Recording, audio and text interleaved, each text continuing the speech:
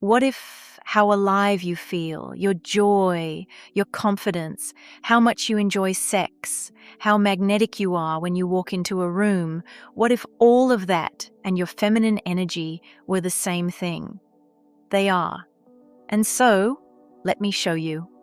Welcome to Powerfully Feminine, the place women come to become powerfully feminine from the inside out. I'm Candy, and in case we haven't met, I'm Candice Oneida's AI avatar, created from her teachings, her voice, and over 30 years of her work to carry the full depth of what she teaches. Women rediscovering how to own and embody their feminine power. And today I want to talk to you about the most underestimated thing in your whole life, your own life force. Last time, we talked about where your feminine energy lives, in your body and not in your head. Today I want to go a layer deeper and tell you what that energy actually is. Because once you really see it, you will start to see it everywhere, quietly running underneath your entire life. So here it is, as simply as I can say it. Your feminine energy is your life force. Now, what do I actually mean by life force?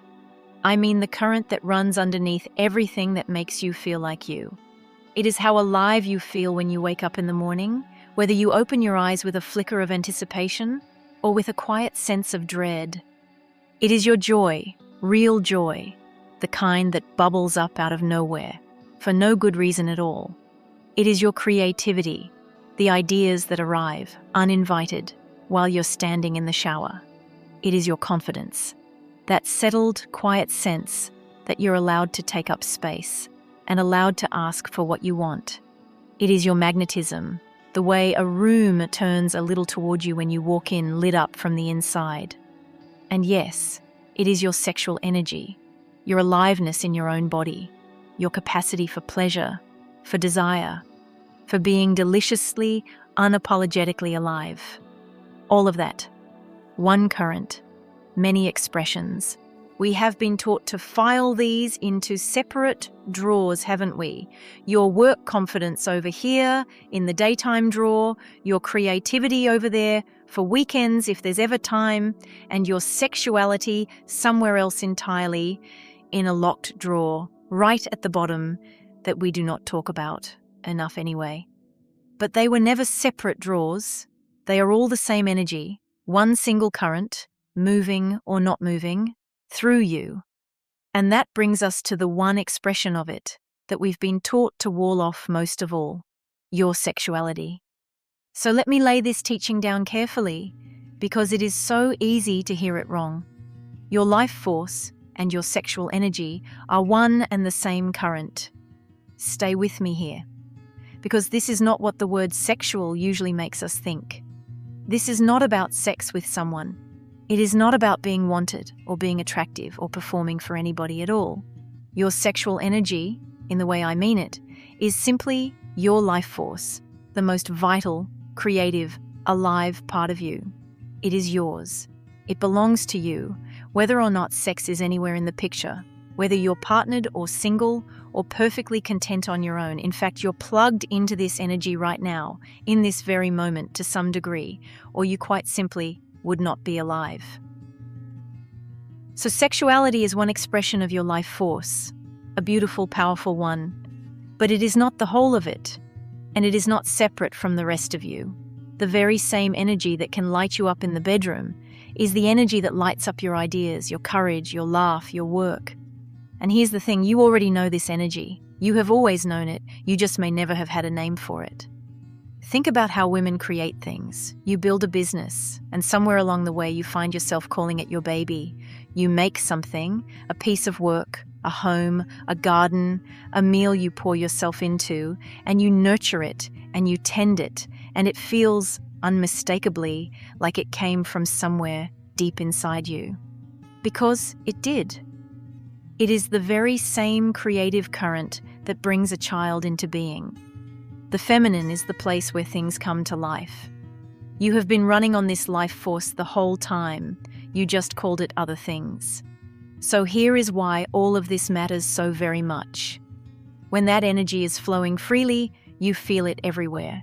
You feel alive, you feel creative, you feel confident and warm and magnetic. Good things seem to make their way toward you, almost without effort. This is the queen in the powerfully feminine archetypes.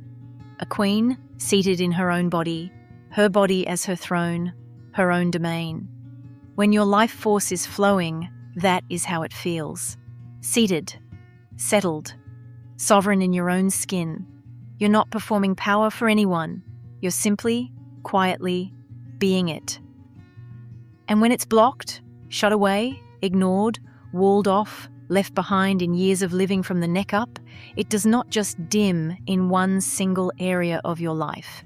It dims everywhere, all at once. The joy flattens out. The confidence begins to wobble. The ideas stop arriving. The desire for sex, yes, but also for food, for plans for the future itself, quietly fades. And you cannot quite put your finger on what's wrong because on paper nothing is wrong. You have just gone quiet on the inside. The truth is this: you cannot be powerfully feminine while you're cut off from your own life force. It is the engine that sits underneath every other part of it. So why are so many of us so cut off? Because most of us were handed a story very early on, and we never thought to question it. The story said that our aliveness, and especially our sexual aliveness, was something to keep small, to manage, to be a little ashamed of. And for most of us, there was no one showing us anything different. We had no role models for a woman fully alive in her own body, unashamed, plugged in, at home in herself. We learned from a world that was, frankly, a little frightened of exactly that. We learned to wall our sexuality off from our real, respectable daytime lives. And here is the quiet tragedy of it. In walling off our sexuality, we unknowingly walled off the very source of our power. We bricked up the engine room and then wondered why the lights had gone dim.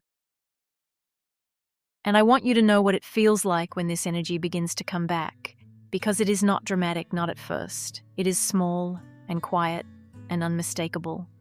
It is a song on the radio that suddenly moves you when nothing has moved you in months.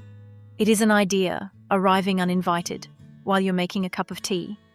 It is catching your own eye in the mirror and just for a second liking what you see. It is wanting something again, wanting anything again after a long, flat stretch of numbness. These are not small things. These are the first green shoots of your life force, coming back up through dry ground that went hard a long, long time ago. And the more you tend those shoots, water them, the more attention and warmth and simple permission you give them, the more they grow. That is not wishful thinking. It is just how this energy works. It responds to being welcomed home. Because reclaiming this, and this is the good news, the best news, reclaiming it is not about becoming someone new. It is not about adding anything to yourself. It is about coming home to what was always already yours. To get you warmed up, Candice recorded a free feminine energy meditation for you. A short guided taste of this energy coming back online. You'll see a link to it in the description box. For this week, here is all I'd ask of you. Just notice. As you move through your days, gently notice which parts of you feel alive right now and which parts feel a little dim. Your work, your body, your creativity, your desire. No judgment on any of it. Just an honest, kind look. Because that noticing is the very first flicker of the energy coming back online. I'd love a thumbs up if this opens something up in you, and a comment below. Where in your life do you feel most alive right now? Before I go, in the next video, I want to talk to you about what's been quietly draining that life force, because for so many capable women, it's been leaking away for years through something we call man mode. And they never once named it. And once you can spot the signs of it in your own day, you can finally stop pouring your energy into the very thing that keeps emptying you. Until then, remember, when you have the courage to go out there and shine, you give others permission to do the same. So let's go out there and shine this week. Bye for now.